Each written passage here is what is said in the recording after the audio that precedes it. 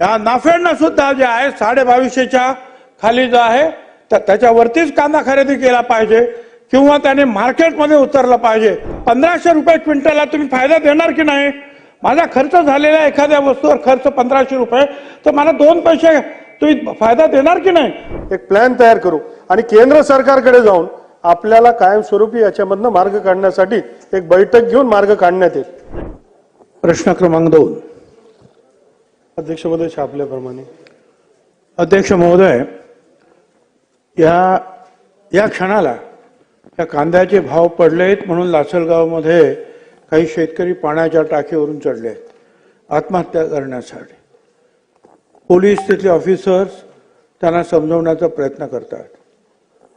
अध्यक्ष महोदय, मंत्र्यांबरोबर माझी उपमुख्यमंत्री आणि आताचे म्हणजे एकनाथराव शिंदे यांचं मी लक्ष मला वेधायचं आहे। या देशातील कांद्याच्या उत्पादनापैकी 60% कांदा या राज्यात आणि या राज्यातील जो कांदा उत्पादन होतो त्यातला 60% कांदा हा नाशिक जिल्ह्यातला आहे। अध्यक्ष महोदय, आज एकदम भाव पडलेले आहेत। झालंय काय की खर्च वाढलेला आहे अध्यक्ष महोदय, आणि या खर्चामुळे जे आहे आज प्रति क्विंटल 1500 रुपये खर्च येतो आहे प्रति क्विंटल। सन्माननीय प्रधानमंत्र्यांनी सांगितलं होतं की दुगुणा आपल्याला प्राइस मिळालं पाहिजे, कॉस्ट मिळाली पाहिजे शेतकऱ्यांना। माझं काय म्हणणं आहे की 1500 जाऊ द्या, त्यातला 750 रुपये जरी दिले, 2250, तरी मला असं वाटतं की ते त्याच्यामध्ये काहीतरी अर्थ निर्माण होईल। परंतु आज झाले काय, बांगलादेशामध्ये कांदा निर्यात होत होता, त्याने 10% आयात कर लावलं, यांनी 20% निर्यात कर। आता हे 30% झाल्यानंतर आपला शेतकरी आणि व्यापारी हा आंतरराष्ट्रीय बाजारपेठेत टिकत नाही। त्यामुळे तिथले जे आहे जे व्यापारी खरेदी आंतरराष्ट्रीय जे व्यापारी आहेत खरेदी करणारे ते सुद्धा जे आहेत आपल्यापासून तुटतात आणि पाकिस्तान, इराण वगैरे इतर ठिकाणी जातात। माझं आपल्याला सांगणं आहे एकनाथराव शिंदे आणि मंत्री महोदय दोघांना, आपण त्वरित जे आहे भारत सरकारला सांगितलं पाहिजे की तुमचं 20% निदान जो काही हा निर्यात मूल्य आहे ते ताबडतोब हटवण्याची गरज आहे आणि ते होऊ शकतंय। फक्त तुम्ही जाऊन त्यांना ते सांगितलं पाहिजे। अध्यक्ष महोदय, याच्यात काय करता येईल आपल्याला? अध्यक्ष महोदय, याच्यामध्ये आपल्याला एक करता येईल की हा नेहमी जो आहे उत्पन्न होणारा हा जो प्रश्न जो आहे त्याच्यामध्ये जर आपण कांद्याचा खर्च 1500 रुपये, 50% नफा, 2250 रुपये आधारभूत किंमत ठेवावी असं राज्य सरकार आपल्या भारत सरकारला सांगेल काय? दुसरं असं आहे की 3000 रुपये भावापर्यंत कुठलाही निर्बंध लावू नये। 3000 ते जर 4000 झाले तर मग MEP लागू करावी आणि 4 ते 5000 रुपये भाव गेल्यास मग एक्सपोर्ट ड्युटी तुम्ही लागू करा। 6000 रुपयाच्या वरती गेलं तर निर्यात बंदी करा। परंतु आता आज शेतकऱ्यांना खर्च सुद्धा मिळत नाही आहे। अध्यक्ष महोदय, राज्य सरकार या बाबतीमध्ये केंद्र सरकारकडे त्वरित जाऊन हा कायमचा एक फॉर्म्युला आपण त्यांच्याकडून मान्य करून घेणार काय?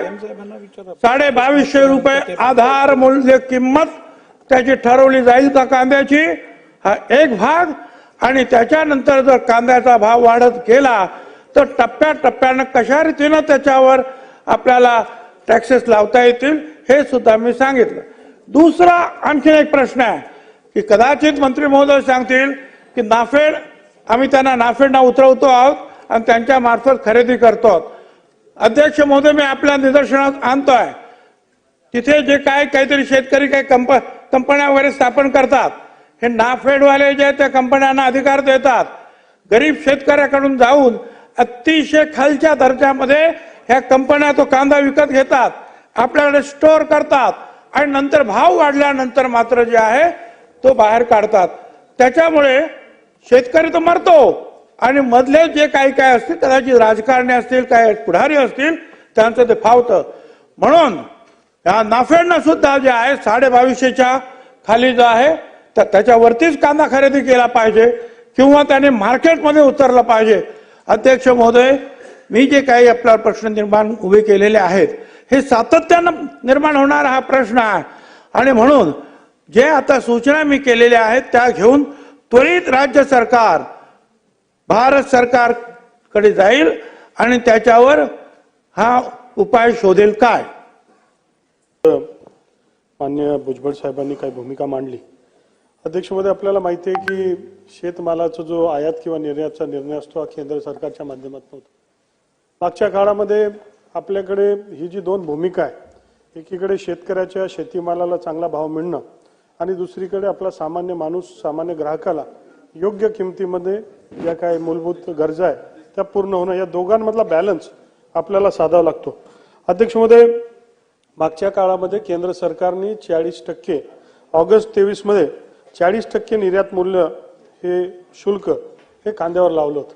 आपल्या राज्याच्या माध्यमातून आपल्याला माहिती आहे की या देशामध्ये 50 ते 60% कांदा हा आपल्या देशामधला हा आपल्या राज्यामध्ये पिकतो. आणि म्हणून राज्याचे तत्कालीन मुख्यमंत्री यांनी सातत्याने पाठपुरावा करून, उपमुख्यमंत्र्यांनी सगळ्यांनी आपल्या आपल्या स्तरावर पाठपुरावा करून मागच्या काळामध्ये तो 40%वरनं 20% आणण्याचं काम कोणी केलं असेल तर आपल्या महाराष्ट्र सरकारने केलं.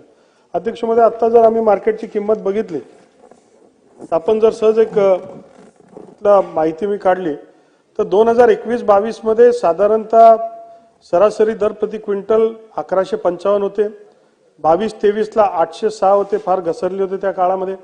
23-24 ला 1380 होते आणि मागच्या 4 वर्षामध्ये सर्वात जास्ती किंमत आता 2070 ही साधारणतः 50% मागच्या पेक्षा अधिक ही किंमत आता सध्या बाजारामध्ये आहे.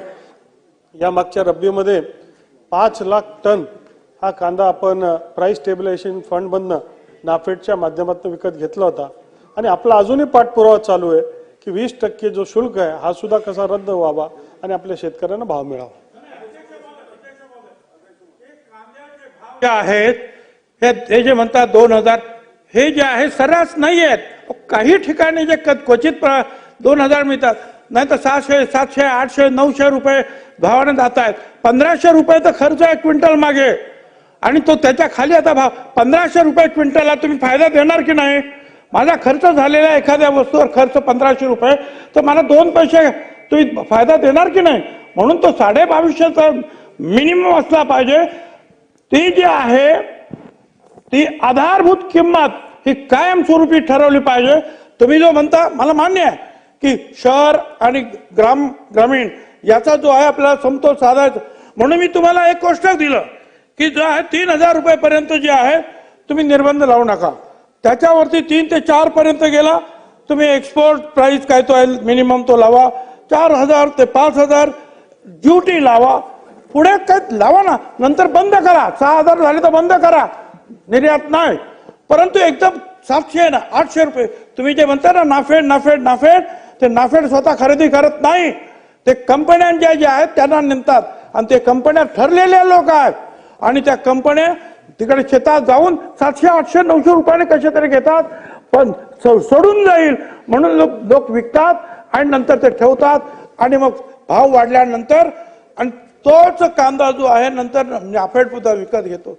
अध्यक्ष महोदय, खाली फार अंदाधुंद चाललेले आहे अध्यक्ष महोदय आणि म्हणून आज शेतकरी जे आहेत पाण्याच्या टाकीवर चढले. माझी जे आहेत उपमुख्यमंत्री जे बसलेले आहेत त्यांना मी विनंती करतोय की आपण अनेक वेळेला अनेक प्रश्न घेऊन जे आहेत भारत सरकारकडे जाता आणि प्रश्न सोडवता, ही आनंदाची गोष्ट आहे.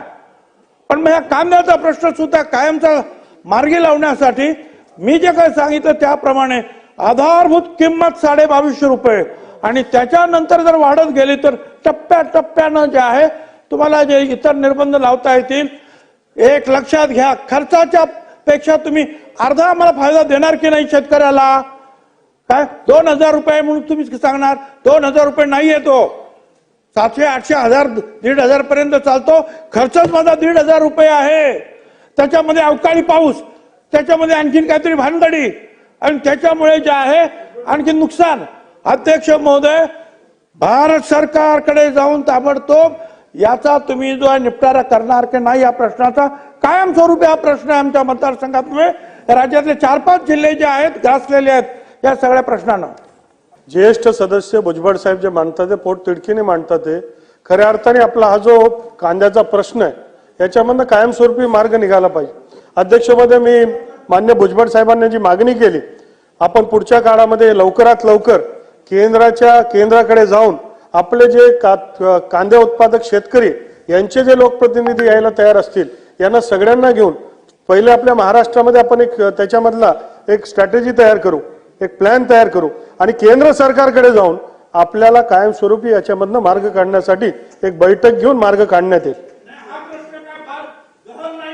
हा ताबडतोबीनं सोडवण्याचा प्रश्न आहे अध्यक्ष महोदय. उपमुख्यमंत्री बोलतात, ऐकून घ्या. उपमुख्यमंत्री बोलतायत, अध्यक्ष ऐकून घ्या. उपमुख्यमंत्री बोलतात. भुजबळ साहेबांनी मांडलेला प्रश्न जो आहे अतिशय महत्वाचा आहे आणि कांदा शेतकऱ्यांच्या दृष्टीने जिव्हाळ्याचाही आहे. आपण त्याचा अनुभव मध्ये मध्ये घेत असतो. जेव्हा अगदीच भाव खाली येतात आणि तेव्हाही परिस्थिती आपल्याला शेतकऱ्यांची असते, आणि जेव्हा भाव वर येतात त्यावेळेस ते एक्सपोर्ट ड्युटीचा जो विषय असतो तो यामध्ये खरं म्हणजे आपला एकूण भारताची कांदा पिकवण्याची क्षमता 60% आहे पूर्ण, आणि त्याच्यामध्ये 40% महाराष्ट्राचा वाटा आहे.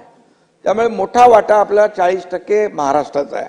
आणि यामध्ये मध्ये जेव्हा असा प्रसंग आला होता त्यावेळेस देखील आम्ही पियुष गोयल आणि यांना सांगितलं की बाबा ही अशी अशी परिस्थिती आहे, आपल्याला याच्यामध्ये मार्ग काढला पाहिजे. आणि त्यावेळेस भुजबळ साहेब 5 लाख मेट्रिक टन कांदा केंद्र सरकारच्या माध्यमातून खरेदी केला गेला, ही वस्तुस्थिती आहे.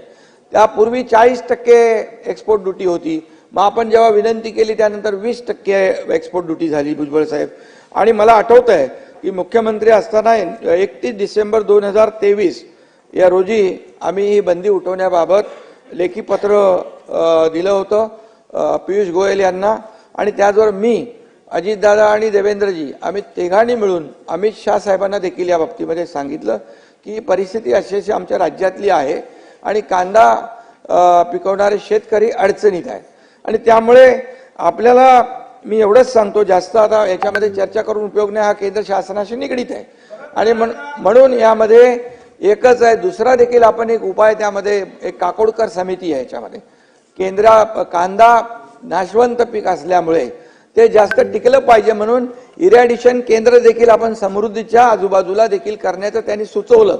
त्याच्यावर देखील भुजबळ साहेब आम्ही काम करतोय, जेणेकरून जेव्हा भाव कमी असतील तेव्हा त्याला आपण स्टोअर करून ठेवायचं आणि जेव्हा भाव आले की आपण ते बाजारात, हाही एक आपण पर्याय आपण करतोय. परंतु मी मुख्यमंत्री महोदय आणि मी आणि अजितदादा आम्ही स्वतः या बाबतीमध्ये केंद्र सरकारची पाठपुरावा करू, त्यांच्याकडे जाऊ, त्यांना भेटू. तुम्हाला सोबत अमित शाह साहेबांकडे जाऊ आपण, आणि हा गंभीर जो विषय आहे हा कायमस्वरूपी निकालात निघाला पाहिजे. या बाबतीत तुमचं मत जे आहे ते सरकारचंही मत आहे, कारण हा शेतकऱ्याच्या पाठीशी उभं राहणार सरकार आहे. त्यामुळे हा विषय कायमचा निकाली लावण्यासाठी आपण त्यांना विनंती करू आणि याच्यातून मार्ग काढू.